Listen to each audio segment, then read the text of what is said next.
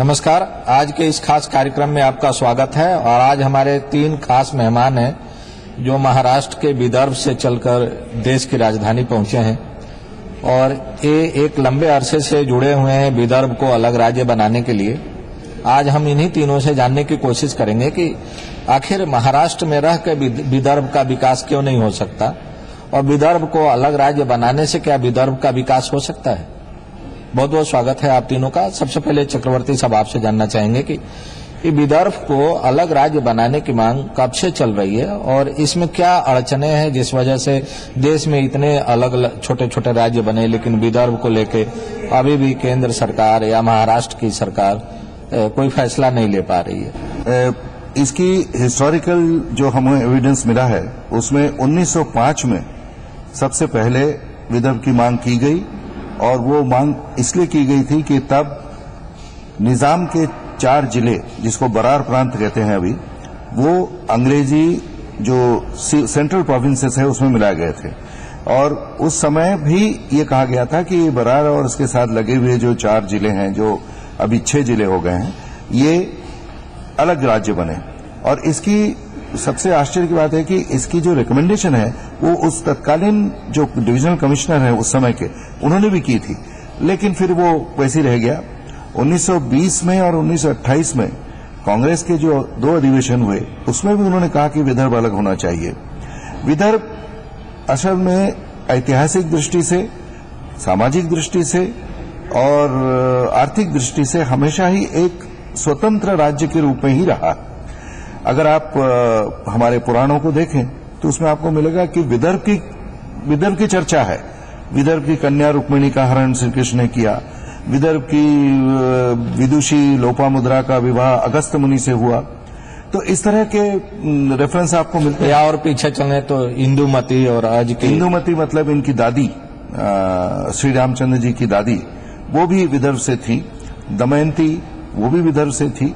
तो इस तरह एक ऐतिहासिक दृष्टि से भी एक अलग भाग रहा है।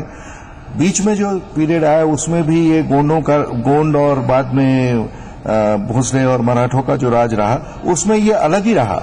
भोसला की पेशवाई जो है वो भोसला जो है ये कभी भी पेशवा के ठीक अधीन नहीं रहे, ये अलग ही अपना स्वतंत्र रहे। तो इस तरह से एक स्वतंत्र राज्य की कल्पना विदर्भ के मानसिकता में बहुत पहले से है। हम अगर और नजदीक आए तो 1938 में जब प्रोविंशियल असेंबलीज बनी पहली बार डोमिनियन रूल में, तो उस समय विदर्भ की राज्य अलग हो सीपीएन बरार की असेंबली ने एक मत से प्रस्ताव पारित किया। 1948 में दर कमीशन, जस्टिस दर के अंडर में कमीशन बना, उन्होंने भी कहा कि विदर्भ अलग होना चाहिए। 1950 में जेवीपी मतलब जवाहरलाल नेहरू, वल्लभ भाई पटेल और पट्टाभी सीतारामैया, इनकी जो समिति बनी एआईसीसी ने उसको बनाई थी, उन्होंने भी कहा कि विदर्भ और महाराष्ट्र को अपना राज्य चुनने का अधिकार होना चाहिए।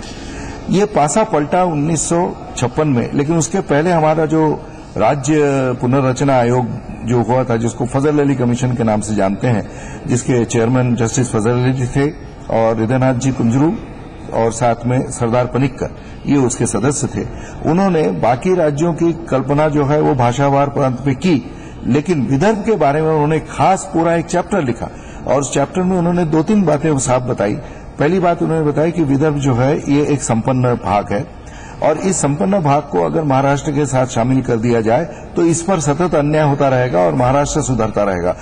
आश्चर्य की बात है कि उस 1955 में उन्होंने जो ये भविष्यवाणी की थी वो सारी की सारी सही निकली। तो अब आपको लगता है कि जो अलग राज्य नहीं बन रहा है विदर्भ, उसके पीछे राजनीतिक कारण ज्यादा है, आर्थिक या सामाजिक कारण कम है? बिल्कुल राजनीतिक कारण ही है, क्योंकि उस समय भी जब ये विदर्भ को वहां पर मिलाया गया और एक नागपुर पैक्ट बना 1953 में, 28 सितंबर को उस पर सही हुई। उस नागपुर पैक्ट में उन्होंने एक आश्वासन दिया जो विदर्भ के उस समय के नेता और बाकी महाराष्ट्र के उस समय नेताओं के बीच में हुआ। बाकी बातों में सीधा सीधा ये था 23% विदर्भ की लोक संख्या है, तो 23% हमें नौकरियां मिलेगी, 23% जो मिनिस्टर्स हैं वो मिलेंगे, 23% बजट का भाग मिलेगा और 23% उच्च शिक्षा और जो वोकेशनल ट्रेनिंग है इसके भाग हमको मिलेगा। आश्चर्य की बात यह है कि इस पर कभी अमल नहीं हुआ। हालांकि 1960 में जब ये रिऑर्गेनाइजेशन बिल महाराष्ट्र उस समय के बॉम्बे असेंबली में आया, तो उस समय के जो मुख्यमंत्री थे श्री यशवंतराव जी चौहान, उन्होंने अपने भाषण में कहा कि हम सिर्फ नागपुर पैक्ट को ही नहीं करेंगे बल्कि नागपुर पैक्ट से कुछ ज्यादा ही देंगे।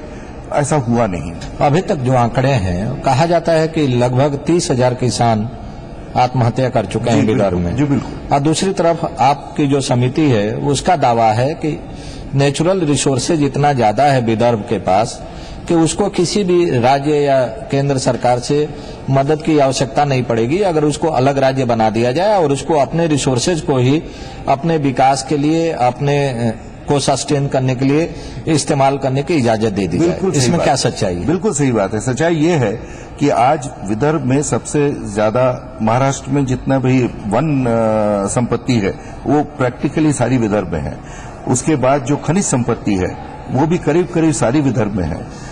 एक सिर्फ वो थोड़ा सा एल्मेनाइट और ये छोड़ दिया जाए केरल के पास जो है, तो बाकी सब हमारे पास है। बिजली की जो पैदावार है वो मेरे ख्याल से धार्मिक साहब ज्यादा उस पर काम करते हैं तो वो ज्यादा उस पर गौर करेंगे, लेकिन मैं जानता हूं कि सबसे ज्यादा बिजली पूरे राज्य में वहीं तैयार होती है।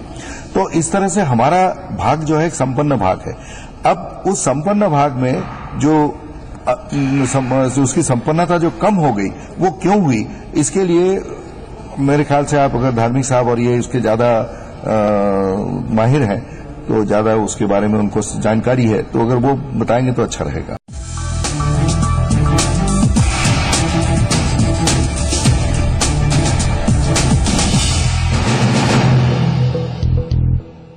ब्रेक के बाद आपका स्वागत है और हम धार्मिक जी से जानने की कोशिश करते हैं कि अगर इतनी संपन्नता है विदर्भ में तो फिर वहां के किसान इतनी बड़ी तादाद में आत्महत्या क्यों करते हैं और आत्महत्या के लिए मजबूर क्यों हैं?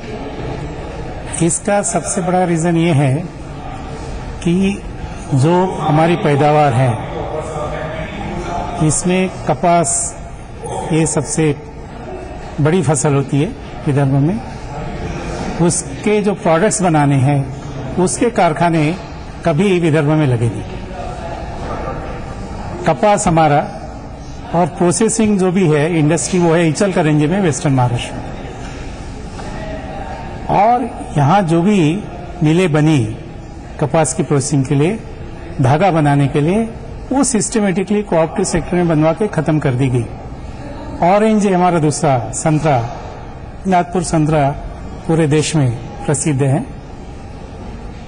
आज स्थिति ये है कि पिछले कई सालों में एक भी संतरे का प्रोसेसिंग यूनिट विदर्भ में बन नहीं पाया। तो जो विदर्भ की फसल है उसका जो प्रोसेसिंग आगे होना है, उसका इंडस्ट्रियलाइजेशन का कभी कोई एफर्ट किसी ने किया नहीं, और वो नहीं करने के कारण जो किसान को उसकी मेहनत का मुआवजा मिलना चाहिए वो कभी मिला नहीं। दूसरी एक बात ये है कि जो भी जैसे हमारे यहाँ चावल होता है, चावल की काफी 5 डिस्ट्रिक्ट में चावल होता है, गेहूं भी होता है, इसकी जो एमएसपी होती है, मिनिमम सपोर्ट प्राइस, वो सेंट्रल गवर्नमेंट डिक्लेयर करती है, वो बहुत ही कम इसमें किसानों को मिली। आज स्थिति ये है कि आज यदि 1500 गेहूं का भाव है तो किसान को एक तो ये बंधन है कि उसने एग्रीकल्चर प्राइस मार्केटिंग का कमेटी में बेचना चाहिए, एपीएमसी में बेचना चाहिए, और एपीएमसी में 1200-1300 का भाव है। तो मैंने उसको ओपन मार्केट में बेचने की इजाजत नहीं है। और सिंचाई की क्या व्यवस्था है वहाँ? सिंचाई की हालत इतनी खराब है, असल में यदि आप पूरे महाराष्ट्र का देखे तो सबसे ज्यादा 12 नदियां ये विदर्भ में है। पेनगंगा, कन्नान, पाटली गोदावरी। वहां धारण न बनने से, डैम जो बननी चाहिए इरिगेशन के लिए, वो न बनने से सिंचाई की व्यवस्था हो नहीं पा रही है। उसके कारण 45 लाख हेक्टेयर का पोटेंशियल होने के बावजूद भी पानी न मिलने के कारण में उतना प्रोडक्शन जो है वो किसानों का लॉस हो रहा है। तो ये जो इतने बड़े बड़े घोटाले हुए हैं सिंचाई विभाग में, जहाँ की आपकी महाराष्ट्र सरकार के बहुत जिम्मेदार एक मंत्री हैं, उनका नाम आया था कई रिपोर्ट्स में, उसके बाद भी वहाँ सिंचाई की व्यवस्था कोई नहीं हो पाई, इतने 1000 करोड़ रुपया खर्च करने के बाद भी। और हालत ऐसी है कि जहां पानी नहीं है वहां डैम बन गए। आप देखेंगे कृष्णा नदी पे जो डैम बने हैं, अगले 10 साल में कितना पानी और बढ़ेगा, वो ध्यान में रखकर डैम बनाए गए। आज पानी की स्थिति न होने के बावजूद भी। और जो हमारा गोदावरी का 150 टीएमसी का जो हमारा हिस्सा है विदर्भ का, वो जा रहा है आंध्र को, क्योंकि नीचे पानी बह रहा है। गोदावरी पे ना डैम बनाया गया। वैनगंगा का गोसीखुर्द का आपने देखा होगा, जो स्कैंडल निकला है सबसे बड़ा, वो गोसीखुर्द का 1200 करोड़ का स्कैंडल। पिछले 30 साल से वो डैम बन रहा है। डैम बना दिया, जो डिस्ट्रीब्यूटरीज है, डिस्ट्रीब्यूटरीज अभी तक बनी नहीं। वो कहते हैं उसको 3000 करोड़ और चाहिए।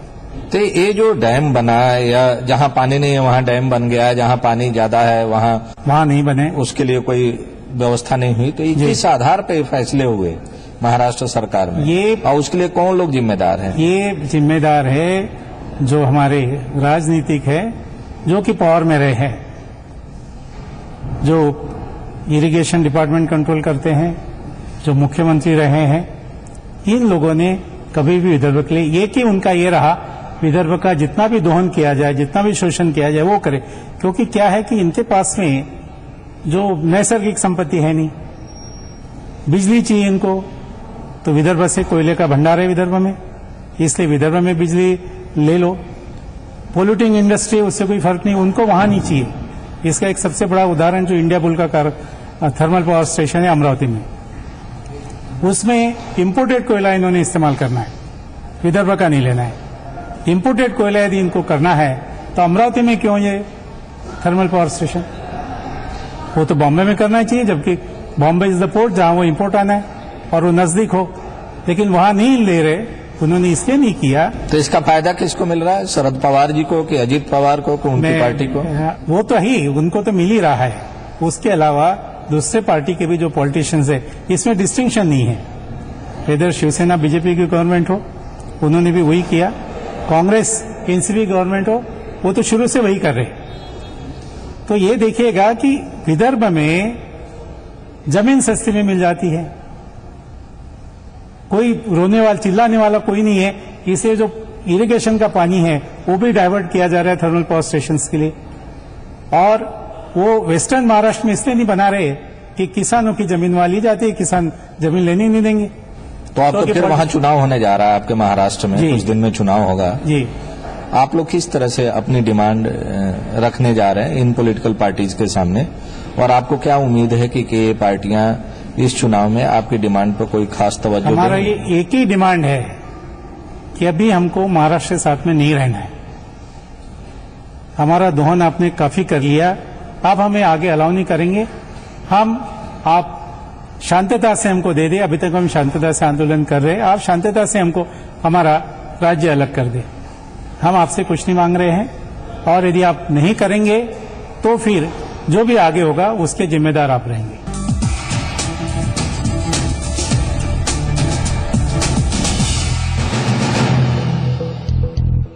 ब्रेक के बाद आपका स्वागत है। डॉक्टर साहब, हम लोग चर्चा कर रहे थे कि जो भी पार्टी पावर में रही है, चाहे एनसीपी, कांग्रेस हो, शिवसेना, बीजेपी हो, विदर्भ के प्रति उनका रवैया हमेशा सौतेला रहा है। आप भी सरकार में मंत्री रहे, क्या सरकार में जब आप मंत्री थे तो आपको इस बात का एहसास था कि विदर्भ के साथ न्याय नहीं हो रहा है, विदर्भ की जनता के साथ सौतेला व्यवहार किया जा रहा है? हाँ सर, एक बात है, इसका हमें एहसास बहुत पहले हुआ था, लेकिन जब तक बच्चे रोते नहीं तब तक माँ भी दूध पिलाती नहीं, ये तो नेचुरल वे है। जब हम मिनिस्टर थे तब इसके ऊपर गंभीरता से सोचते हुए हम लोगों ने पहले इरिगेशन पोटेंशियल बढ़ाने का उसका हमने पहले अध्ययन किया। बाद में हमारे विदर्भ में जो फॉरेस्ट है अराउंड अबाउट 57% अप टू 60%, ये फॉरेस्ट विदर्भ में है। 1980 में जो फॉरेस्ट कंजर्वेशन एक्ट आया और वाइल्ड लाइफ प्रोटेक्शन एक्ट, ये दोनों एक्ट के कारण एक्चुअली जितना भी हमारा पॉपुलेशन था जो फॉरेस्ट में रहता था, वो उनका सफरिंग शुरू हुआ, जिसके कारण वहां पे नक्सलाइट मूवमेंट भी उसका बढ़ना तय हो गया। हमारे यहाँ 100% इरिगेशन पोटेंशियल है, फिर भी हम उतना उसको यूटिलाइज नहीं कर पा रहे हैं। आज भी हमारा इरिगेशन बैकलॉग जो है वो अभी भी 40% से ऊपर है। तो इसका मतलब हमारे यहाँ का एग्रीकल्चर इरिगेशन नहीं हो रहा। हमारे पास हिली एरिया है पूर्व विदर्भ में या पश्चिम विदर्भ में। वो हिली एरिया में mostly the tribals and non tribals both are backward people. वहां पे हमारे यहाँ बहुत बड़ा अच्छा एक्सप्लोर करने के लिए फॉरेस्ट बेस्ड इंडस्ट्रीज का हम नेटवर्क बना सकते हैं। हमारे पास वाटर है, फॉरेस्ट है, एग्रीकल्चर लैंड है। हमारे पास पानी है, लेकिन पानी का गलत इस्तेमाल हो रहा है। तो क्यों नहीं बना अभी तक? आप भी सरकार में थे। हाँ। कौन लोग इसको रोकते थे? क्यों नहीं बना? फॉरेस्ट क्यों नहीं प्लानिंग? हाँ सर, उसके खिलाफ में बातें चलती रही, लेकिन forest conservation act and wild life conservation act this is covered by the central government, और सेंट्रल गवर्नमेंट वो चाहती नहीं। दूसरी बात, महाराष्ट्र में अगर कोई इंडस्ट्री अगर डेवलप करना है तो उसको एनवायरमेंटल से क्लियरेंस लेना पड़ता है, पीयूसी का।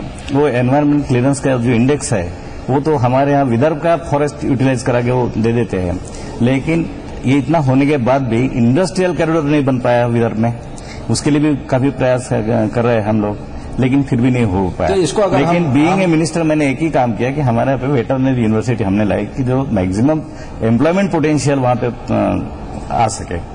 तो इसको अगर हम एक आम अपने दर्शकों को सरल भाषा में समझाने की कोशिश करें, तो जो आप एनवायरमेंटल क्लियरेंस की बात कर रहे हैं, जो फॉरेस्ट कवर की बात कर रहे हैं, इसका मतलब ये है कि जो महाराष्ट्र के बाकी हिस्सों का जो विकास हो रहा है उसकी कीमत विदर्भ को चुकानी पड़ रही है। हाँ, और विदर्भ की जनता को चुकानी पड़ रही है। हाँ सर, क्योंकि और जो इंडस्ट्रियल क्लियरेंसेज या एनवायरमेंटल क्लियरेंसेज लिए जा रहे हैं उसके लिए फॉरेस्ट कवर दिखाया जा रहा है जो विदर्भ रीजन में है, और इंडस्ट्रीज वहां न लगा के दूसरी जगह। बराबर सर। तो इसी कारण हमारे यहाँ पे इंडस्ट्रियल डेवलपमेंट का बैकलॉग बना है। हमारे यहाँ पे इंडस्ट्री इसलिए नहीं डेवलप हो पाई कि इसके तरफ किसी ने ख्याल भी नहीं दिया उस वक्त, क्योंकि जो हमारा जो ट्रीटी बनी थी 1956 में 23% इंडस्ट्रियल डेवलपमेंट भी हमारे हिस्से में जो आई थी उसको कभी न्याय नहीं मिला। उसका इंडस्ट्रियल डेवलपमेंट नहीं होने के कारण हमारे यहाँ से काफी लोगों का पलायन भी हुआ, क्योंकि हमारे यहाँ पे लिटरेसी रेट थोड़ा बढ़ा है अभी। तो ये सर्विस के लिए या जॉब के लिए लोग वहां से इतना पलायन हो गया कि हमारे यहाँ से नेचुरली जो रिऑर्गेनाइजेशन हुआ अभी कॉन्स्टिट्यूएंसी का, तो जिसमें एक एमपी का कॉन्स्टिट्यूएंसी और 4 असेंबली कॉन्स्टिट्यूएंसी कम हो गए हमारे यहाँ से ऑन पॉपुलेशन बेस। तो इतना पलायन हमारे यहाँ से होता रहा। तो और जो पलायन हो रहा है वो लिटरेसी बढ़ने की वजह से हो रहा है या गरीबी की वजह से हो रहा है? It is because of poverty, क्योंकि पर कैपिटल इनकम जब तक जनरेट नहीं कर पाएंगे हम लोग ज्यादा तौर पे, तब तक ये पलायन चलता रहेगा। क्योंकि इन कंपेयर अगर जब हम कंपेयर करते हैं रेस्ट ऑफ द महाराष्ट्र के साथ, तो विदर्भ का पर कैपिटल इनकम ये गढ़चिरौली जैसे बैकवर्ड डिस्ट्रिक्ट में भी 4000 पर कैपिटल के ऊपर नहीं है। On the contrary rest of the Maharashtra में that is more than 40,000, 50,000 more. In Bombay and Pune corridor that is more than 1 lakh also. तो इतनी बड़ी डिस्पैरिटी जो है वो दिखाई पड़ती है। तो माने एक तरफ नेचुरल रिसोर्स के मामले में पूरे महाराष्ट्र की तुलना में विदर्भ सबसे ज्यादा है, सबसे ज्यादा संपन्न रीजन है। दूसरी तरफ अगर हम पर कैपिटल इनकम की बात करते हैं तो उनका इनकम तो ज्यादा उसमें है। जो विदर्भ के बाकी रीजन है, विदर्भ छोड़ के, वो ज्यादा बेहतर स्थिति में है, विदर्भ सबसे खराब स्थिति में है। तो ये जो असंतुलन है विकास से लेके आर्थिक पॉलिटिकल विल का भी प्रॉब्लम है यहाँ पे। जो हमारे यहाँ पे अगर एम्प्लॉयमेंट जनरेशन नहीं होगा, इकोनॉमी जनरेशन नहीं होगा, तो कहाँ से आएगा? तो पॉलिटिकल विल आएगा कब? हाँ, तो उसी के लिए तो हम सेपरेट विदर्भ की मांग कर रहे हैं। अभी सेपरेट विदर्भ का आंदोलन जो हम लोग चला रहे हैं कि विदर्भ आज अगर अलग बनता है तो हम हमारे पास होने वाले नेचुरल रिसोर्सेज जो है हम ज्यादा से ज्यादा इस्तेमाल करा के ज्यादा से ज्यादा हम जॉब क्रिएट कर सके, एंड अनएम्प्लॉयमेंट का जो प्रॉब्लम है, जो मेजर प्रॉब्लम बना है यंग जनरेशन के लिए, उसको हम रिजॉल्व कर सके, ऐसा हमें लगता है कि इसलिए separate Vidarbha state is the only answer. तो अगर हम एक लाइन में आप तीनों से आंसर चाहें कि ये मांग चल रही है बहुत दिनों से, शांतिपूर्ण तरीके से चल रही है, सारे डेटा सारी रिपोर्ट्स पब्लिक डोमेन में है, केंद्र सरकार के पास भी है, राज्य सरकार के पास भी है, बावजूद इसके अभी तक इसके बारे में कोई फैसला नहीं हो पाया, तो अब आप लोगों का जो अगला एक्शन प्लान है वो क्या है अगर सरकार ऐसे ही इसको टालती रहती है तो? नहीं, फिर हमें भी सड़क पर उतरना पड़ेगा। और सड़क पर उतरने का मतलब ये है कि सड़क पर भीड़ इकट्ठा होती है। और भीड़ को कोई काबू में नहीं रख सकता। तो उसकी जो जिम्मेदारी है, वो जो इस तरह का निर्णय नहीं ले पा रहे हैं, उन्हीं के ऊपर रहेगी। सर पहला तो हम लोगों ने एक बात तय कर लिया कि जिस कांग्रेस ने हमारे तरफ अभी तक ख्याल नहीं दिया, विदर्भ की तरफ ख्याल नहीं दिया, उसके लिए हम लोगों ने सबसे पहले ये फॉर्मूला लिया था कि नो कांग्रेस। तो हमारे यहां से एक भी एमपी चुन के नहीं आया। अगर कांग्रेस अभी भी स्टेट में अगर यही रवैया अपनाती है तो फिर हम महाराष्ट्र के अंदर नो कांग्रेस यही हम फिर से अप्लाई करेंगे और इसी के ऊपर उसको किस तरह से फ्लरिश करना है इसके बारे में हमारा आंदोलन चलता रहेगा। बहुत बहुत धन्यवाद आप तीनों को हमारे चैनल से बात करने के लिए। Thank you.